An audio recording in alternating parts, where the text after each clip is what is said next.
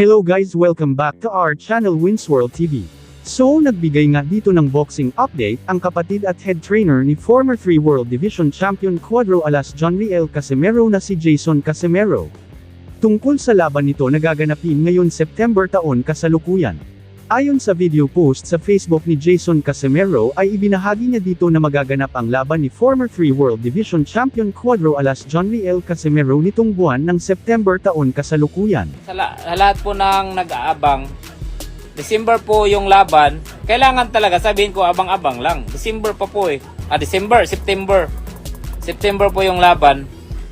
Isang undefeated Mexican fighter ang makakalaban nito at sa bansang Japan daw ito mangyayari at si Cuadro Alas ang magiging main event ng naturang laban. Paparating ngayon na laban naman ni Otol, mataas yung kalaban, Meksikano, wala pang talo. Dagdag pa ni head trainer ni Cuadro Alas Jonriel Casimero na si Jason Casimero na ang magwawagi sa labanan ni Cuadro Alas Jonriel Casimero kontra sa undefeated na Meksikano ay siya umano ang magiging kalaban nitong current undefeated 4 World Division Champion na si Naoya Inoue aka the Japanese Monster sa buwan ng December taon kasalukuyan. September po yung laban. Kung sinong manalo dyan, sinong manalo sa September, siya po yung makalaban ni Naoya Inoue sa December.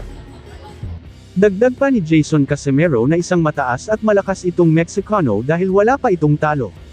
Dagdag pa sa ating mga balita, WBO pumayag na sa kagustuhan ng former 8 World Division Champion na si Manny Pacquiao na makalaban ang isa sa pinakamalakas na si Mario Barrios. Habang ang Team Barrios naman ay gustong-gusto rin makalaban ang nag-iisang 8 World Division Champion Manny Pacquiao, bukod pa dyan ay gustong-gusto rin nila depensahan ang kanilang titulo kontra sa former 8 World Division Champion Manny Pacquiao. Dahil malaking oportunidad at isang karangalan daw umano na makalaban sa ibabaw ng boxing ring ang pambansang kamao at legendary fighter na si Manny Pacquiao. Dagdag pa dyan ay malakas ang loob ng kampo ni Mario Barrios na kayang-kaya nila patumbahin at talunin ang pambansang kamao Manny Pacquiao.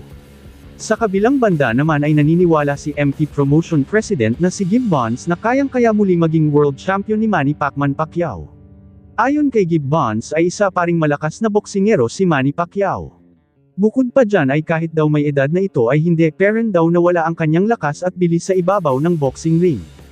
Kaya kabang-abang na naman ang maging laban ng ating pambansang kamao Manny Pacquiao at Jonriel Casimero.